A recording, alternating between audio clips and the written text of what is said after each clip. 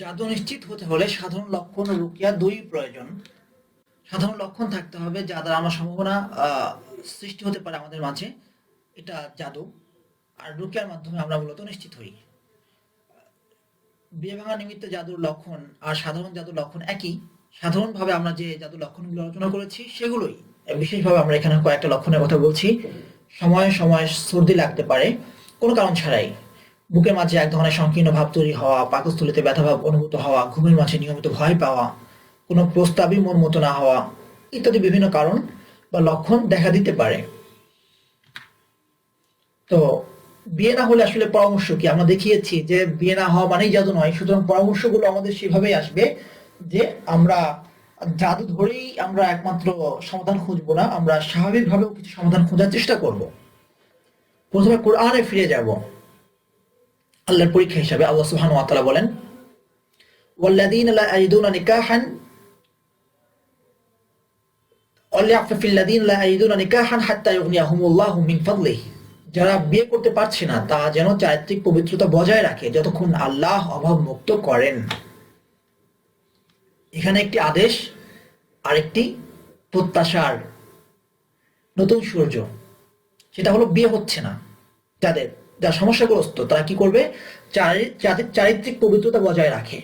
অর্থাৎ বিয়ে হচ্ছে না, বয়স তো হয়েছে, তাহলে কথা বলি। মেয়ে হলে ছেলের সাথে কথা বলা, ছেলে হলে মেয়ের সাথে কথা বলা, না, সে কাজটা করা যাবে না। চারিত্রিক পবিত্রতা বজায় রাখতে হবে। কাউকে দেখা যাবে না, কোনো ভিডিও দেখা যাবে না। বিষণ্ণতা থেকে অনেকে সিনেমা দেখে, নাটক দেখে, না। বিয়ে হচ্ছে না, আল্লাহ সুবহানাহু ওয়া তাআলার কাছে দোয়া করতে হবে, সালাতুল হাজত পড়তে হবে, ইস্তিগফার পাঠ করতে হবে, কিন্তু চারিত্রিক পবিত্রতা বজায় রাখতে হবে, চোখের হেফাজত করতে হবে। তো চারিত্রিক পবিত্রতা বজায় রাখতে বলছেন হাত্তা ইউগনিয়াহুমুল্লাহু মিন ফাদলি, কতক্ষণ পর্যন্ত? যতক্ষণ না আল্লাহ অবমুক্ত করেন। তার মানে কি?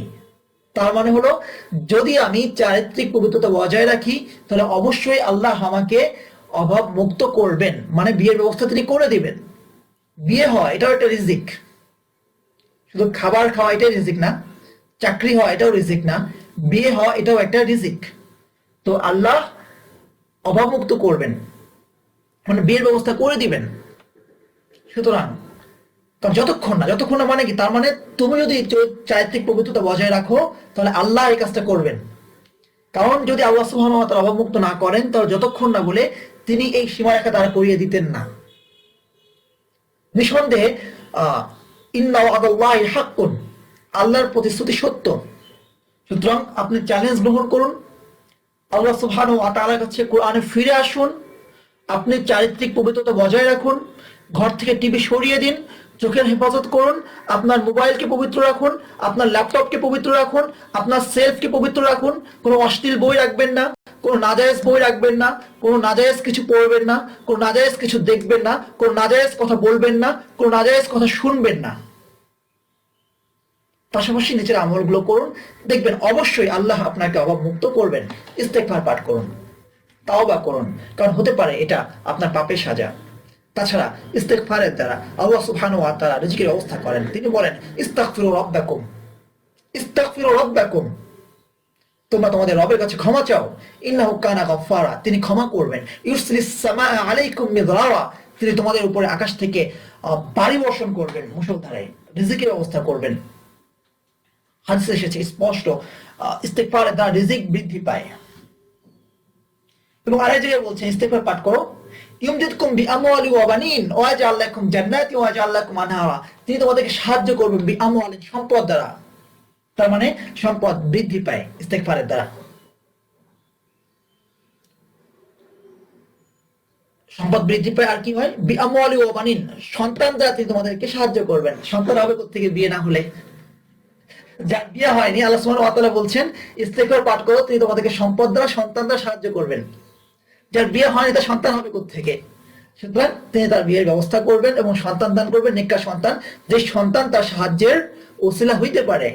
সুতরাং বিয়ে হচ্ছে না, আপনি এখন থেকেই ইস্তেগফার পাঠ করুন এই নিয়তে আপনার যে সন্তান হবে সেই সন্তান আপনার সাহায্যের ওসিলা হবে। বুঝতে পেরেছেন? আপনার তাওয়াক্কুলটা কোন লেভেলে থাকতে হবে? বৃষ্টিও হচ্ছে না, এলাকার ইমাম বা খলিফা তিনি সকলকে ডাকলেন, আসো আমরা ইস্তেখারা নামাজ পড়ি, ইস্তিসকার নামাজ। তো এক ব্যক্তি ছাতা নিয়ে গিয়েছে সেখানে নামাজ পড়তে খোলা মাঠে।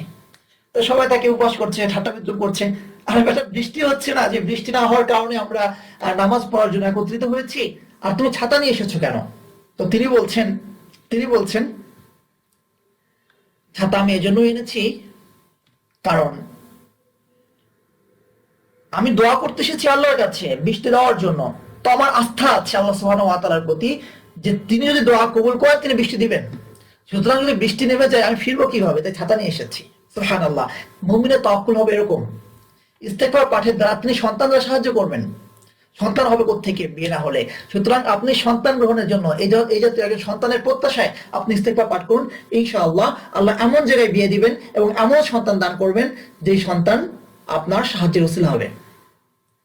তারপর সালাতুল হাজত পড়ুন, যে কোনো প্রয়োজনে সালাতুল হাজত পড়তে হয়। রাসূল সাল্লাল্লাহু আলাইহি ওয়াসাল্লাম বলেছেন, জয়লাত কুররাতু আইনি ফিস সালাত, আমার চোখের শীতলতা নামাজের মধ্যে। আপনি যত বিষণ্ণতায় আছেন, যত পেরেশানির মধ্যে আছেন, সালাতে দাঁড়িয়ে যান, আল্লাহ সুবহানাহু ওয়া তাআলার কাছে কান্নাকাটি করেন, ভোর রাতে ওঠেন, কাঁদেন, চোখের পানি ফেলেন, যে আল্লাহ এমন একজন জীবন সঙ্গিনী মিলিয়ে দিন যিনি আমার জান্নাতে যাওয়ার সহায়ক হবেন, যিনি হামসফর হবেন। একসাথে পথ চলে চলে আমরা জান্নাতের দরজায় গিয়ে দাঁড়াবো, হাউজে কাউসারে গিয়ে রাসূল সাল্লাল্লাহু আলাইহি ওয়াসাল্লামের হাত থেকে পানি পান করব। বেশি বেশি পাঠ করুন, রাব্বি ইন্নী লিমা আনজালতা ইলাইয়া মিন খায়রিন ফাকির, সূরা কাসাসের 23 নম্বর আয়াত। আপনি কি জানেন এটা কোন আয়াত, এটা কোন দোয়া? এই দোয়াটার অর্থ বলুন, রব্বি, হে আমার রব, ইন্নী, নিঃসন্দেহে আমি, লিমা আনজালতা ইলাইয়া, আপনি আমার প্রতি যে নাজিল করবেন তার মুখাপেক্ষী। লিমা আনজালতা ইলাইয়া মিন খায়রিন, আপনি আমার প্রতি যে কল্যাণী নাজিল করুন না কেন আমি তার মুখাপেক্ষী। হে আমার রব, আপনি আমার প্রতি যে কল্যাণী নাজিল করেন না কেন আমি তার মুখাপেক্ষী। মুসা আলাইহিস সালাম যখন মিশর থেকে পলায়ন করলেন, মাদিয়ানে গেলেন, তার কোনো আশ্রয় নেই, কোনো আশ্রয় তার নেই। তিনি দুটো মেয়েকে সাহায্য করলেন, তাদের যে পশুগুলো ছিল সেগুলোকে পান করিয়ে দিলেন, কিন্তু কোনো কথা বলেননি। আজ তো আমরা সাহায্যের নামে দিনী বোন হিসাবে কি করে একটা বেশি কথা বলা যায় সেই পথ খুঁজি, কি করে একজন ভাইয়ের সাথে কথা বলা যায়। আল্লাহ আমাদেরকে হেফাজত করুন। তো তিনি কোনো কথা বলেননি, সাহায্য হিসাবে তা যতটুকু করার পর্দার ভিতর থেকে পান করিয়ে দিয়েছেন, তা চলে গেছে।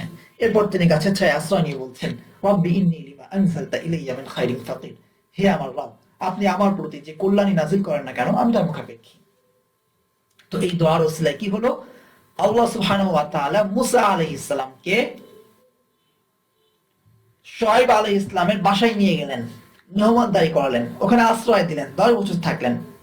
এবং এই দোয়ার ওসিলায় শুধু আশ্রয় পাওয়াই না, সেই বাসার জামাই হিসাবে তিনি আশ্রয় পেলেন, জামাই হয়ে গেলেন।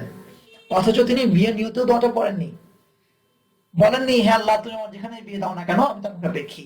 তিনি বলেননি হে আল্লাহ তুমি আমাকে যেখানে আশ্রয় দাও না কেন আমি তার মুখাপেক্ষী। তিনি বলেছেন তুমি আমার প্রতি যে কল্যাণ নাজিল করো আমি তার মুখাপেক্ষী। সেই কল্যাণ কিসের মধ্যে তা আমি জানি না। তো আল্লাহ তাকে আশ্রয় দিয়েছেন, তাকে বিয়ের ব্যবস্থা করে দিয়েছেন, কোনো অর্থ নেই, অর্থ লাগবে না, তোমার মোহর হলো 10 বছর বা 8 বছরের শ্রম। তো প্রিয় ভাই, আমাদের প্রিয় বোন যারা আছেন আমাদের এখানে, এই দোয়াটা আমরা বেশি বেশি আমল করতে পারি। তাকওয়ার পাবন্দি, চরিত্রের হেফাজত। কারণ আল্লাহ সুবহানাহু ওয়া তাআলা বলেছেন, মাইয়াত্তাকিল্লাহ ইয়াজআল লাহু মাখরাজা, যে তাকওয়া অবলম্বন করবে, আল্লাহকে ভয় করবে, আল্লাহ তার বের হওয়ার পথ করে দেবেন সমস্ত সংকীর্ণতা থেকে। রিজিকের সংকীর্ণতা, তাকওয়া অবলম্বন করুন। বিয়ে হচ্ছে না, তাকওয়া অবলম্বন করুন। সন্তান হচ্ছে না, তাকওয়া অবলম্বন করুন। অর্থের প্রয়োজন, তাকওয়া অবলম্বন করুন। চিকিৎসা টাকা নেই, তাকওয়া অবলম্বন করুন। স্বামীর অশান্তিতে আছেন, তাকওয়া অবলম্বন করুন। স্ত্রী অশান্তিতে আছেন, তাকওয়া অবলম্বন করুন। সন্তান সৎ পথে নেই, তাকওয়া অবলম্বন করুন।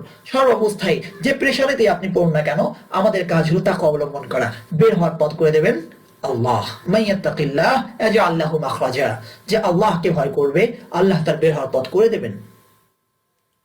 রুকিয়া ও কোরআন তেলাওয়াত, এবং পাশাপাশি জিনের আসর আছে কিনা নিশ্চিত হওয়ার জন্য রুকিয়া করা এবং বেশি বেশি কোরআন তেলাওয়াত করা।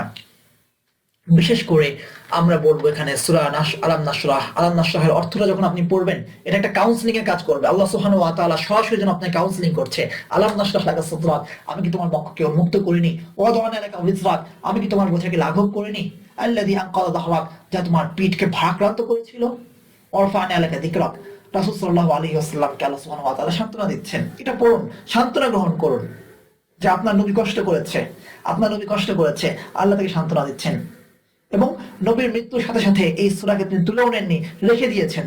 তার মানে হলো এই সূরা আপনার জন্য সান্ত্বনা, আপনি সান্ত্বনা গ্রহণ করুন। সূরা ইউসুফ পড়ুন, অর্থের দিকে লক্ষ্য করুন, মনোযোগ দিয়ে পড়ুন, মর্ম উপলব্ধি করার চেষ্টা করুন যে ইউসুফ আলাইহিস ইসলামের পিতা তার সন্তানকে সবচেয়ে বেশি ভালোবাসতেন, সেই সন্তানকে তিনি হারালেন। নবী হয়েও তার সন্তানকে হারালেন। সেই সন্তানের জন্য কাঁদতে কাঁদতে চোখকে তিনি নষ্ট করে ফেললেন। ইউসুফ আলাইহিস ইসলাম নবী হলেন, মালিক হলেন, বিষয়ের দায়িত্ব গ্রহণ করলেন, তার বাবাকে আবার ফিরিয়ে আনলেন, সিংহাসনে বসালেন। তো ইয়াকুব আলাইহিস সালাম যে তার সন্তানকে ফিরে পেলেন, ইউসুফ আলাইহিস সালামকে, তিনি কি সারা জীবন দোয়া করেননি? শুধুই কি কেঁদেছেন? একজন নবীর বেলায় এই কথা কি কল্পনা করা যায়? না, তিনি কেঁদেছেন আল্লাহ সুবহানাহু ওয়া তাআলা দরবারে। তো আল্লাহ তার দোয়া কবুল করেছেন, কিন্তু মাঝে কতগুলো বছর গিয়েছে, যুবক ইয়াকুবকে বৃদ্ধ হতে হয়েছে, ভালো চোখকে অন্ধ করতে হয়েছে। এরপর তিনি তার জীবনের শেষ বয়সে গিয়ে দেখেছেন আসলেই তার দোয়া কবুল হয়েছে। সুতরাং আপনার কাজ দোয়া করা। ইউসুফ পড়ুন, এই বিষয়গুলো কল্পনা করুন, আপনার কাজ দোয়া করা।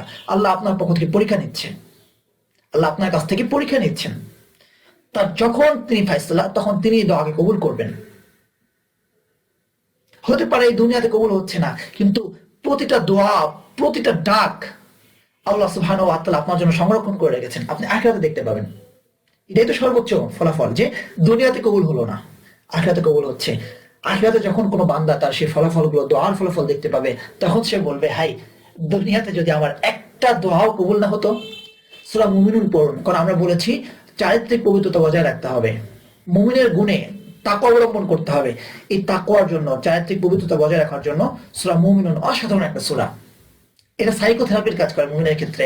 তারপরে সূরা দোহা পড়তে পারেন, সান্ত্বনা পাবেন ইনশাআল্লাহ এই সূরা থেকে, যেখানে আল্লাহ সুবহানাহু ওয়া তাআলা রাসূলকে বলেছেন, ওয়াদ-দুহা ওয়াল-লাইলি ইযা সাজা মা ওয়াদ্দাআকা রাব্বুকা ওয়া মা ক্বালা, তোমার রব তোমাকে ছেড়ে দেননি, ছেড়ে দেননি। আল-আখিরাতু খায়রুল লাকা মিনাল উলা, পরকাল তোমার জন্য উত্তম, দুনিয়া থেকে পরকাল তোমার জন্য উত্তম। ওয়ালা সাওফা ইউতিকা রাব্বুকা ফাতারদা, সবর সবর, তোমার রব তোমাকে এমন নিয়ামত দেবেন তুমি সন্তুষ্ট হয়ে যাবে। আল্লাহ ইয়াজিদকা ইয়াতীমান ফাআওয়া, প্রমাণ চাও? তিনি কি তোমাকে এতিম পাননি? তিনি তোমাকে আশ্রয় দিয়েছেন। ওয়াজাদাকা দাল্লান ফাহাদা, তিনি তোমাকে পথ হারা পেয়েছেন, পথের দিশা দিয়েছেন। এই যে বিপদে পড়লে কত মানুষ কবিরাজের কাছে যাচ্ছে, কত মানুষ ওঝার কাছে যাচ্ছে, কত মানুষ হায়ুদাস করছে, কত মানুষ বিষপান করছে, সবকিছু বাদ দিয়ে, সবকিছু বাদ দিয়ে আপনি যে আল্লাহ সুবহানাহু ওয়া তাআলার কাছে ফিরে এসেছেন, সালাতুল হাজতে দাঁড়িয়েছেন, রাতে তাহাজ্জুদ পড়ছেন, ইস্তেগফার পড়ছেন, কোরআন মাজিদ পড়ছেন, এই যে আপনাকে পথ দেখিয়েছেন, এই নিয়ামতকে আপনি কি ছোট করে দেখছেন?